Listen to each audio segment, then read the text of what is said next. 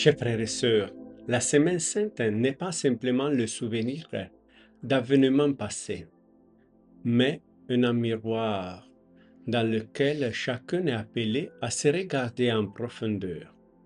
Elle s'ouvre avec l'enthousiasme fragile du dimanche des Rameaux, où la foule acclame Jésus avec ferveur, mais sans sa racine profonde.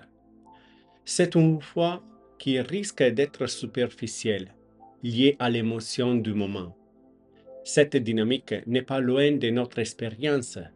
Combien de fois nous laissons-nous emporter par l'enthousiasme pour changer ensuite de direction lorsque la foi devient exigeante ou dérangeante? Le Jeudi Saint marque un passage décisif. De l'enthousiasme au service, Jésus ne se contente pas de se donner dans l'Eucharistie, mais il s'abaisse pour laver les pieds de ses disciples. C'est un geste qui déstabilise et renverse les logiques humaines. Ici, la foi prend corps, devient concrète, se mesure de la capacité d'aimer sans sa condition.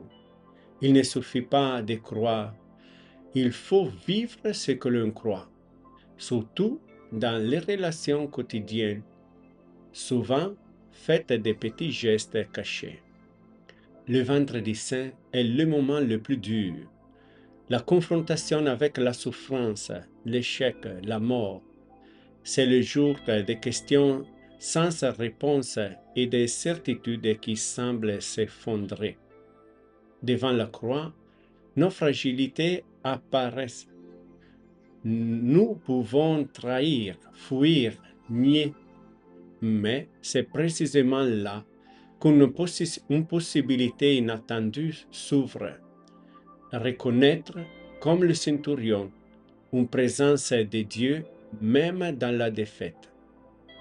C'est une foi plus mûre qui ne se fonde pas sur le succès, mais sur la confiance.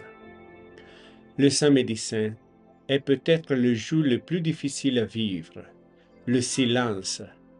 Dieu semble absent. Tout est suspendu. C'est le temps de l'attendre pour, sans signe évident.